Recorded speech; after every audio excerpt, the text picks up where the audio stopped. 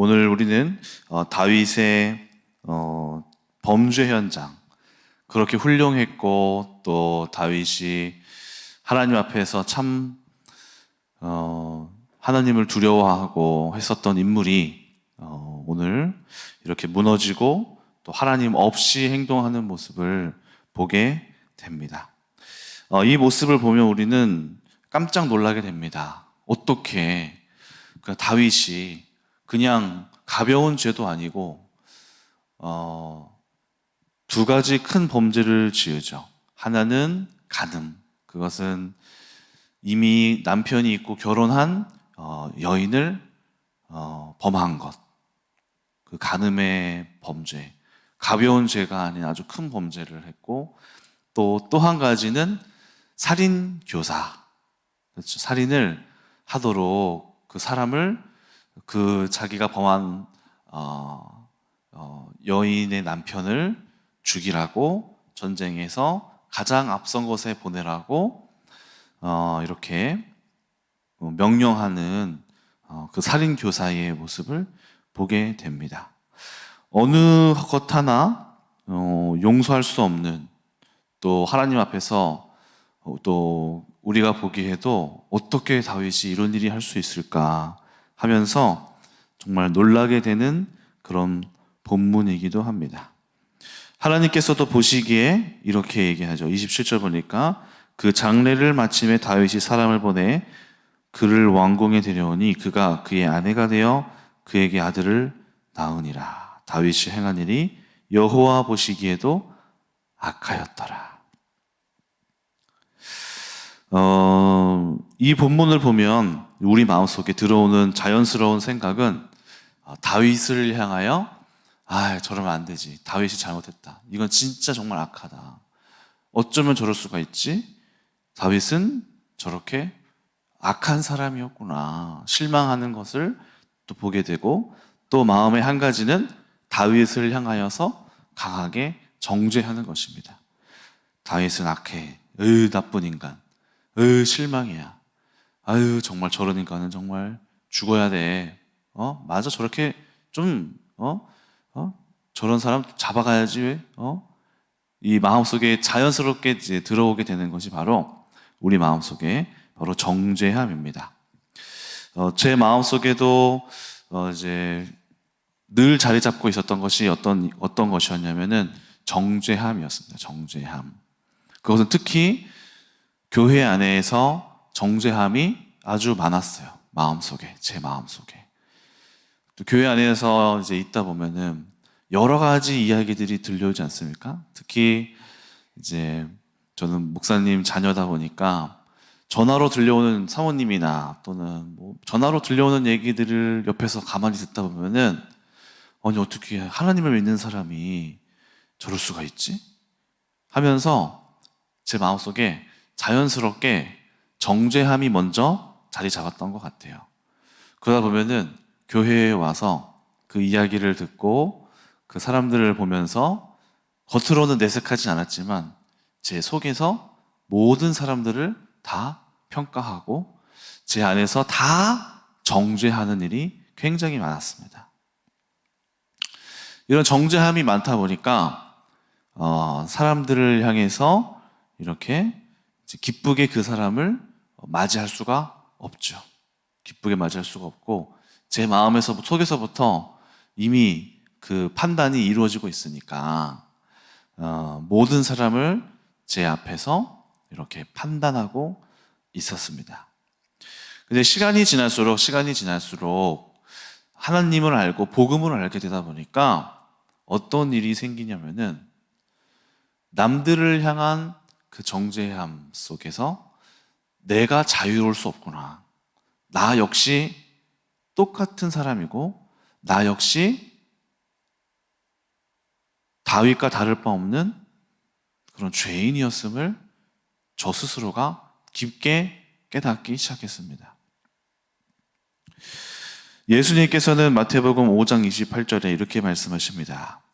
또 간음하지 말라 하였다는 것을 너희가 들었으나 나는 너희에게 이르노니 음욕을 품고 여자를 보는 자마다 마음에 이미 간음하였느니라. 나는 그런 죄를 짓지 않았고 저 사람들은 어떻게 저렇게까지 할 수 있지? 다윗? 야, 이 사람 진짜 정말 나쁜 사람이구나. 살인 교사까지 하고 가늠하기까지 하고 교회 성도님들 중에 야, 어떻게 저렇게 할 수가 있지? 라고 나는 괜찮은 사람이라고 생각했던 제가 어느 날 이 마태복음 5장 28절 간음하지 말라 하였다 하는 것을 너희가 들었으나 너희에게 이르노니 음욕을 품고 여자를 보는 자마다 마음에 이미 간음하였느니라. 예수님의 기준은 마음속에서부터 이미 마음속으로 누군가를 이성을 보고 간음한 마음을 품었다면 간음한 사람과 똑같은 범죄를 하였다라고 예수님의 기준을 말씀해 주시는 것이죠. 그런데 마음으로 저도 마음속에 많이 간음을 품었던 적이 아주 많거든요. 아주 많아요. 그렇다면 저 역시 제 마음속에 이미 간음한 사람이기 때문에 나도 역시 다윗과 다를 바 없는, 하나님 보실 때는 난 안 그랬으니까 인간적으로 볼 때는 우리 스스로 나는 괜찮은 사람이야 라고 말하지만 예수님의 기준으로 대봤을 때 저도 똑같이 간음을 한 사람이라고 성경은 말하고 있는 것입니다. 마태복음 15장 16절에서 20절 예수님께서 또 마음의 죄를 이야기하십니다. 예수님께서도 이르시되 너희도 아직까지 깨달음이 없느냐? 입에서 들어가는 모든 것은 배로 들어가서 뒤로 내버려주는 줄 알지 못하느냐? 입에서 나온 것들은 마음에서 나오나니 이것이야말로 사람을 더럽게 하느니라. 마음에서 나오는 것은 악한 생각과 살인과 간음과 음란과 도둑질과 거짓 증언과 비방이니 이런 것들이 사람을 더럽게 하는 것이요 씻지 않는 손으로 먹은 것은 사람을 더럽게 하지 못하느니라. 예수님께서는 자꾸만 마음속에서 생각하게 되는, 우리도 알게 모르게 비방하게 되고 마음속으로 아우 저 인간 진짜 시기하고 질투하고 혀를 차기도 하고 내 마음속에서 너무 쉽게 나오는 그런 정죄함과 또 마음속에서 간음함과 또 음란함과 또 무엇을 보면서 눈으로 보면서 쉽게 유혹받게 되는 그런 내 마음을 살펴보니까 나 역시도 똑같은 죄인이라고 성경이 말한다는 사실을 발견하게 됩니다. 같이 로마서를 한번 찾아볼까요? 로마서에서도 그러한 이야기를 사도 바울이 합니다. 로마서 2장. 로마서 2장을 보니 2장 17절. 오늘 제가 했었던 이야기를 바울이 하고 있는데요. 바울이 로마서 1장, 2장에서 하는 이야기가 바로 그것입니다. 유대인들 너희들이 그렇게 잘났느냐. 2장 17절. 유대인이라 불리는 네가 율법을 의지하며 하나님을 자랑하며 율법의 교훈을 받아 하나님의 뜻을 알고 지극히 선한 것을 분간하며 맹인의 길을 인도하는 자요 어둠에 있는 자의 빛이요 율법에 있는 지식과 진리의 모본을 가진 자로서 어리석은 자의 교사요 어린아이의 선생이라고 스스로 믿으니. 그러니까 유대인들은 야 이건 틀렸어, 저건 잘했어, 저러면 안 돼, 저것은 옳지 않아 라고 평가하고 가르치고 우리는 저 사람들을 좋은 길로 인내하고 있어, 우리는 선해, 저 사람들은 정말 악해. 아유 어떻게 교회에서 집사님이라는 직분을 가지고 저렇게 행동해? 아유 어떻게 권사님이 저렇게 행동해? 어떻게 장로님이 저런 말 할 수 있어? 어떻게 목사님들, 전도사님들 왜 저래?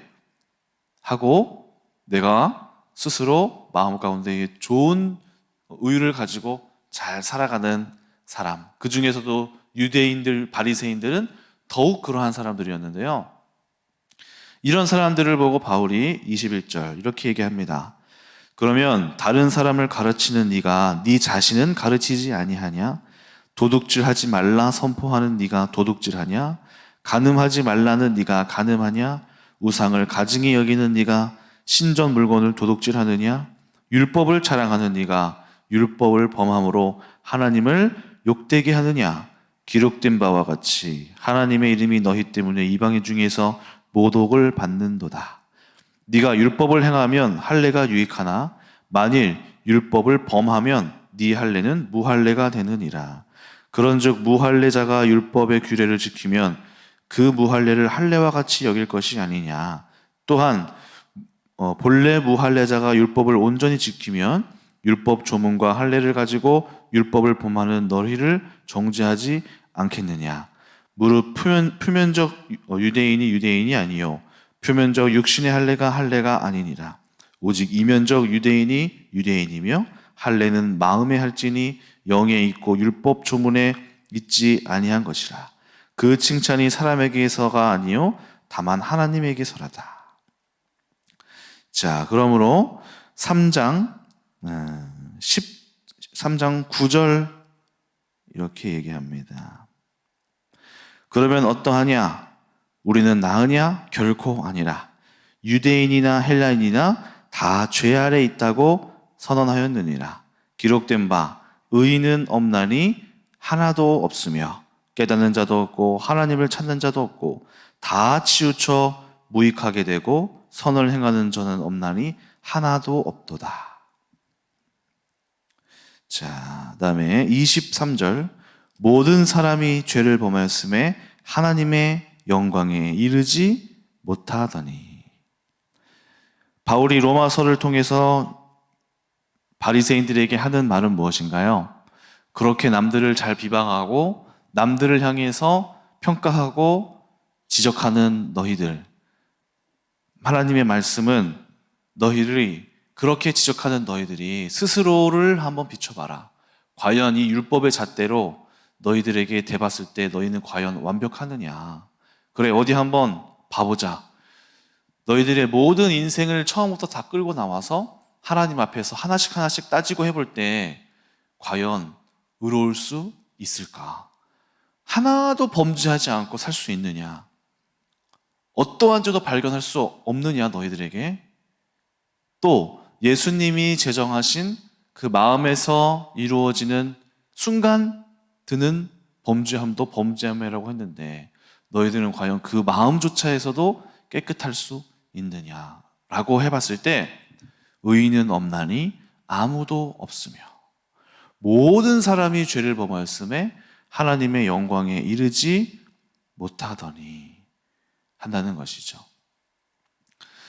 그래서 성경이 말하는 바는 뭐냐면 우리가 마음속에 쉽게 들어오는, 우리가 성경을 배우면서 우리는 어떤 것을 배우나요? 율법을 배웁니다. 도덕을 배웁니다. 옳고 그름을 배웁니다.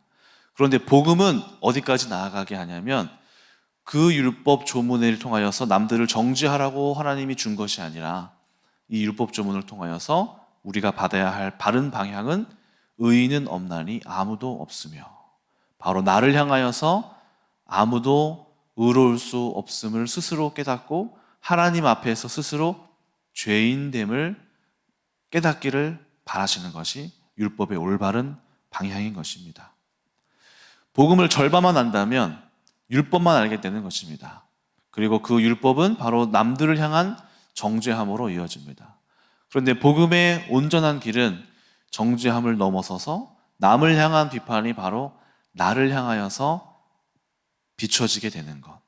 그것이 남을 향한 기준이 아니라 나를 향해 비춰지게 됐을 때 하나님 앞에서 먼저 죄인임이 고백되게 되고 나도 죄인이었으니 나를 긍휼히 여기소서 했었던 복음의 능력은 남을 향해서도 긍휼을 베풀어 주소서 하게 변하게 되어지는 것이죠. 그래서 복음의 능력은 정죄는 사실 쉽습니다. 정죄는 누구나 할 수 있습니다. 누구만 유치원생에게 이거 하면 안 돼라고 알려주면, 율법을 하나 쥐어주면 선생님 얘가 이거 누구 안 했어요 라고 기가 막히게 남들을 향하여서 알려주지 않아도 정죄하는 것입니다. 유치원생들에게 이것만 율법 하나만 줘도 이것을 누가 했고 안 했고를 금방 할 수 있는 것이죠. 그런데 내가 죄인이로소이다, 내가 하나님 앞에서 죄인이로소이다 한다는 것은 쉽게 할 수 있는 것이 아니라 복음의 능력으로 자기를 보고 타인까지도 긍휼히 여길 수 있는 것은 바로 아무나 할 수 있는 것이 아니라 하나님 앞에서 그리스도의 그 눈을 가지고 바라볼 때 가능한 것입니다. 교회 안에는 어떤 눈을 가져야 할까요?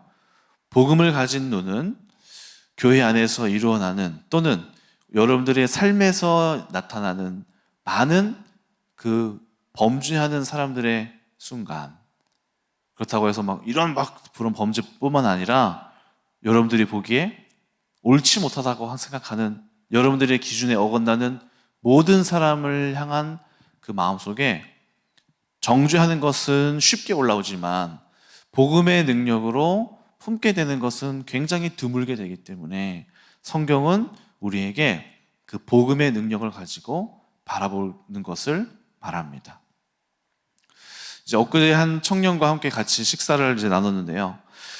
그 친구가에게 이제 여러 가지 얘기를 하다가 어떤 옆에 있던 사람이 또 물었어요. 너는 우리 교회 끝나무 교회에서 어떤 것이 좋다고 느끼냐 이렇게 물었더니 그 청년이 여러 가지 얘기를 많이 했습니다.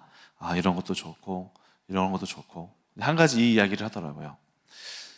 해석하는 눈이 열려서 참 좋다. 해석하는 눈이 열려서 참 좋은데 자기가 자기 아버지에 대하여서 이런 마음을 품었대요. 아버지가 이제 자기 가정을 놓고 떠나셨대요. 떠나셔서 아버지에 대하여서 비판하고 정죄하고 분노하고 여러 가지 마음들이 너무나 많이 올라왔는데 우리 교회에서 배웠던 것들, 해석하는 것들, 이런 상황들을 계속해서 보고 묵상하게 되면서 죄와 사람을 분리하게 되는 거. 그렇지. 그러나 아버지를 향하여서 막 비난이 올라오다가도 교회에서 배웠던 아버지를 붙잡고 있는 것이 죄고 사단이지. 아버지는 불쌍히 여겨야지 하는 이 배움, 복음의 능력들이 자기 안에서도 그 눈을 가지고 보게 되니까 아버지에 대하여서 전혀 용서할 수 없고 이해할 수도 없고 아버지를 저주하고 비난하고 비방하고 했었던 이 마음들이 사라지고 아버지를 불쌍히 여기고 아버지를 긍휼히 여기고 아버지를 위해 기도할 수 있게 되기까지 되어지는 마음이 생긴 것. 자기는 이것이 참 자기에게도 신기하대요. 이런 마음이 생길 수 있다는 것.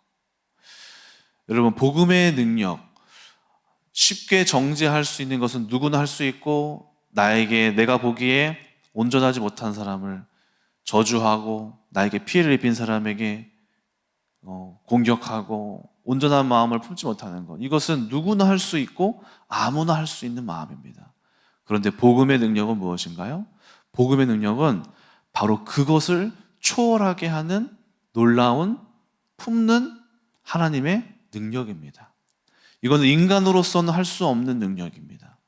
하나님께서 우리에게 그 마음을 주셔야지만이 품을 수 있는 능력입니다. 예수님께서 이 땅에 오셨을 때 바리새인들은 다 정죄했고 모든 죄인들을 향하여서 쉽게 손가락질했습니다. 그런데 예수님이 오셔서 했던 것은 그들을 품어내는 능력이었죠. 바리새인들이 정죄할 때 그 상황에서 일어날 수 있었던 것은 감옥에 가고 그들이 정죄되고 심판받는 것뿐이었습니다. 그런데 예수님이 오셨을 때 어떤 역사가 일어났나요? 구원의 역사가 일어나게 되는 것이죠. 오늘 우리에게도 필요한 것은 심판의 역사가 아니라 구원의 역사를 우리를 통하여서 이루어내기를 원하십니다. 그러면 어떤 사람이 구원받을 수 있나요? 이 세상은 심판받고 죄로 의로움으로 모든 것으로 정죄받고 여러분들의 모든 판단의 기준으로 이미 그 사람들은 심판을 받고 있는데 어떤 사람이 구원해낼 수 있을까요? 그것은 바로 복음의 능력을 가진 사람이 복음의 눈으로 바라볼 때 그 사람이 비로소 구원에 이르게까지 되는 것이죠. 오늘 우리가 이러한 복음의 능력을 가지고 많은 사람들을 여러분들의 마음속에서 죽어나가는 것이 아니라 살려내는 능력이 여러분들에게 있기를 소망합니다.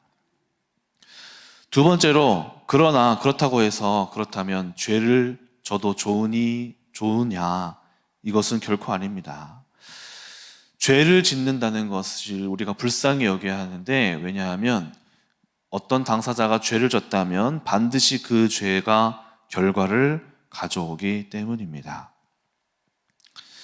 죄를 반드시 그 대가를 묻고, 죄는 반드시 도둑질하고 빼앗습니다. 다윗은 무엇을 도둑질 당했을까요? 다윗은 오늘 이 사무엘하 11장을 계기로 그동안 전쟁에서 하나님이 이기고 또 이기게 하시느니라 의 말씀에서 최고점을 찍고 이 사건을 계기로 계속해서 하락세에 접어들게 됩니다. 성공을 향하여서 달려가다가 꺾이게 되는 시점이 바로 다윗의 이 범죄의 장면입니다. 또 사무엘하 12장 7절을 보니까 나단 선지자가 한 명의 비유를 들죠. 어떤 사람이 양을 빼앗았다. 이 양을 4배로 갚아야 할지라. 다윗 왕이여, 당신은 어떻게 생각하십니까? 당연히 그래야지. 당신이 바로 그 사람입니다. 이렇게 얘기하면서 4배로 갚아야 할지니라 했는데, 다윗의 자녀 4명이 죽습니다. 암몬, 압살롬, 아도니아, 그리고 밧세바와 다윗 사이에서 난 이 아들. 그래서 우리아를 죽인 데에 대한 4배의 배상으로 이해가 됩니다. 그래서 이 죄는 반드시 열매 맺고, 죄는 반드시 그 결과를 맺게 돼 있습니다. 하나님께 용서를 받았을지라도 삶의 자리에서 그 죄가 결과를 우리에게 가져오게 되는 것입니다. 그래서 죄는 우리 안에서 속히 빨리 발견되어지는 것이 좋습니다. 죄는 우리 안에서 숨어 있다가 그 죄를 점점 키웁니다. 하나님도 우리의 죄를 드러내시고 마귀도 결국에는 그 죄를 드러냅니다. 근데 하나님은 어떻게 죄를 드러내실까요? 치유하시기 위해 드러내고, 마귀는 어떻게 드러내죠? 그 죄를 몰래 숨어서 처음에는 아무도 모르고, 아내도 모르고, 남편도 모르고, 사람들도 모르게 다 숨기다가 제일 중요한 순간에 빵 드러내서 터뜨려서 완전히 무너지게 만드는 것이죠. 그것이 사단이 드러내는 방식입니다. 그래서 우리 안에 있는 이 죄는 숨길 수 없고 결국에는 숨기다가 걷잡을 수 없는 영역에서 터지게 되고 그때 모든 것을 잃어버리게 만듭니다.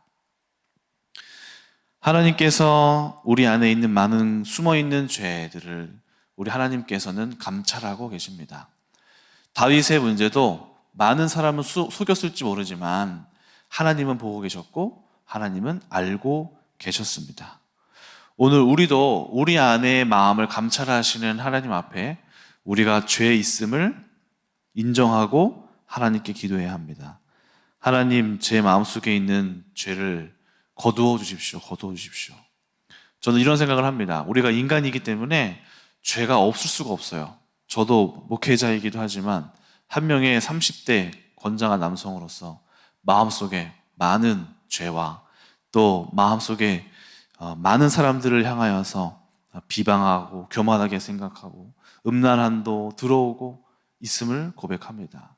그래서 그렇게 마음이 들어올 때마다 저도 제 속에서 있는 것들을 보면서 하나님 정말 악에서 구원하소서, 다만 악에서 구하소서. 제 마음속에 있는 죄들을 하나님 이걸 좀 빼내주세요. 제 마음속에 이런 마음들이 너무 들어와서 많은 사람들을 향하여서 범죄하고 있습니다. 이 연약한 육신을 하나님 도와주세요 하고 기도합니다.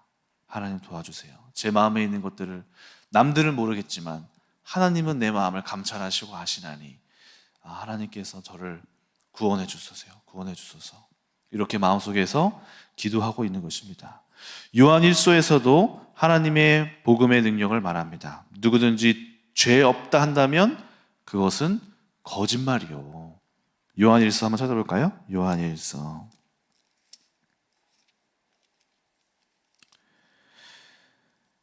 네, 요한 1서 여기다 안 적어놨네요. 요한 1서 1장 8절입니다. 만일 우리가 죄 없다고 말하면 스스로 속이고 또 진리가 우리 속에 있지 아니할 것이요. 만일 우리가 죄를 자백하면 그는 미쁘시고 의로우사 우리를 죄에서 사하시며 우리를 모든 불의에서 깨끗하게 하실 것이요. 만일 우리가 범죄하지 아니하였다 하면 하나님을 거짓말하는 이로 만드는 것이니 또한 그의 말씀이 우리 속에 있지 아니하니라.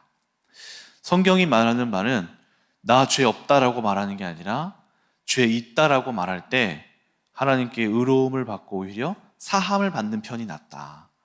이렇게 하는 것이 성경이 우리에게 말하고 권하는 바입니다. 나 죄 없어요, 난 깨끗해요가 아니라 오히려 그런 사람을 향하여서 거짓말하고 있구나, 그런 사람은 있을 수가 없다라고 말씀하고 계십니다. 그리고 오히려 하나님은 그로써 죄 씻는 바를 얻기를 원하시는 거예요. 하나님, 나의 죄를 용서해 주소서. 예수 그리스도의 보혈의 능력으로 나의 죄를 씻어 주십시오. 내가 이러한 생각을 품었고 이러한 악을 도모함을 생각했습니다. 이러한 죄를 주님 용서해 주세요. 또는 행위로까지 이어지고 있습니다. 이 죄악에서 나를 끊어주세요 하고 기도하는 편이 더 하나님 보시기에는 긍휼을 베푸시기 좋은 모습이다라는 것이죠. 나 죄 없는데요, 하나님 저 사람들 정말 왜 저래요? 이것이 아니라 결국 해답은 무엇일까요? 결국의 해답은 성령의 충만함을 유지해야 합니다. 성령의 충만함. 이것이 어찌나 중요한지 10번 반복해도 중요하고 100번 반복해도 부족한 성령의 충만함, 내 안의 충만함.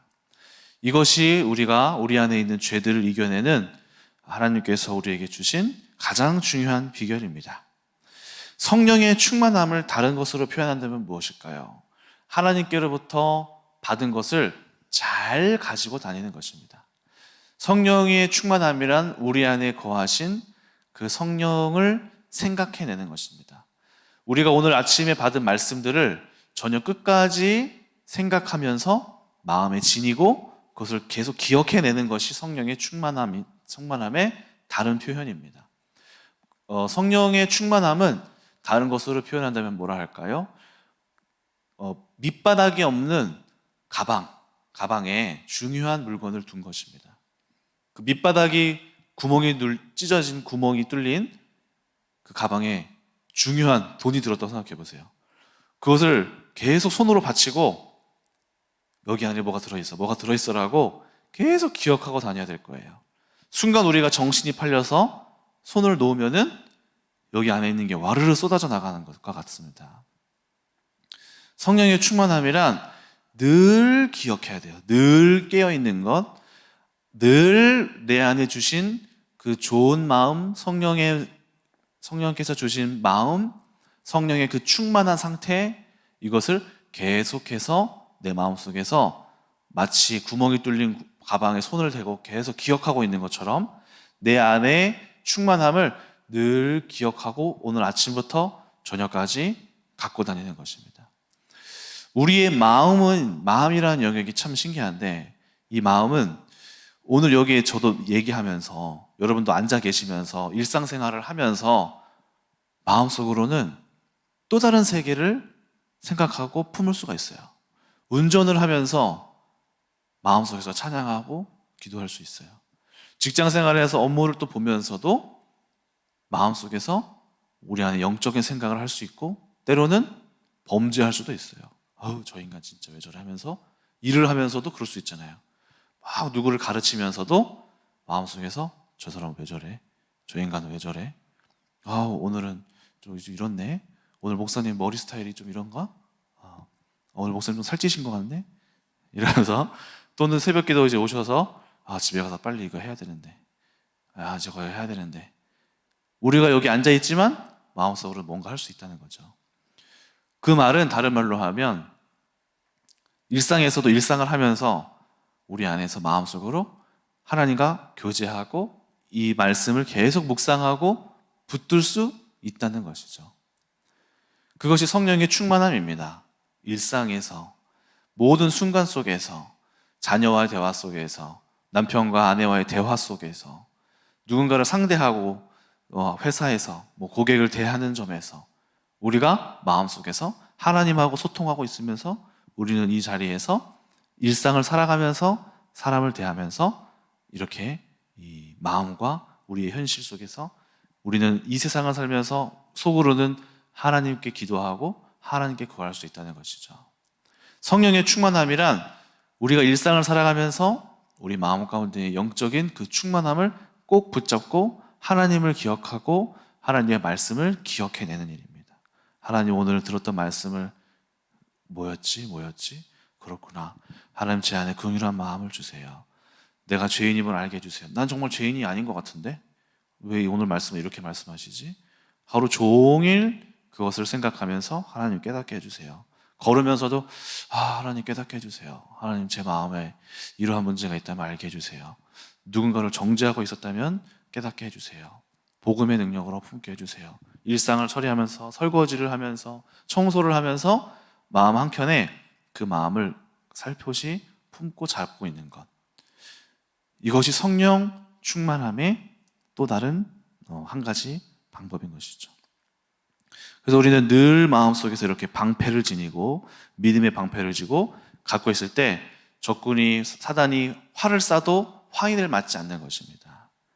확 화를 쏘고 누가 확 어떤 말을 하고 순간적으로 우리가 마음을 놓고 있으면 거기에 성령의 충만함으로 반응하는 것이 아니라 이동주 충만, 내 육신으로 나의 감정이 팍 반응하게 되는 이유가 뭐죠? 우리가 정신을 놓고 마음을 놓고 있을 때 탁 반응하게 되는 것이잖아요. 그래서 우리가 늘 깨어 있으라고 성경은 말하고 우리 안에 항상 기뻐하라, 쉬지 말고 기도하라. 쉬지 말고 기도하라가 바로 이것이죠. 내 마음속에 늘 이것을 품고 있는 것. 오늘 그렇게 성령의 충만함을 갖고 오늘 들은 말씀들이 여러분들을 하루 종일 따라다니면서 여러분들 안에 성령의 충만함을 유지하는 귀한 말씀 되기를 주님의 이름으로 축원합니다. 기도하겠습니다. 하나님 아버지, 오늘 우리는 육신의 연약함을 고백합니다. 그렇게 하나님을 찬양했고 하나님과 소통했고 사울의 자녀에게도 은혜와 긍휼을 베풀며 하나님을 기억했던 다윗이 하나님을 잊어버리게 됐었던 바로 그 순간 그도 역시 넘어지고 말았음을 고백합니다. 우리가 직분이 우리를 살리는 것이 아닙니다. 오늘 우리가 마음속에 늘 성령의 충만함으로 일상 속에서 늘 깨워서 사단은 틈을 찾고 어떻게 해서든지 우리를 넘어뜨리려고 합니다. 오늘 사단에게 틈을 내어주지 말고 성령의 충만함으로 늘 우리 안에 계신 그리스도의 능력을 품고 생각하고 말씀을 늘 간직하는 성령의 충만함을 하루 종일 유지할 수 있는 귀한 경건의 능력을 허락하여 주시옵소서. 감사드리며 살아계신 예수님의 이름으로 기도드립니다. 아멘.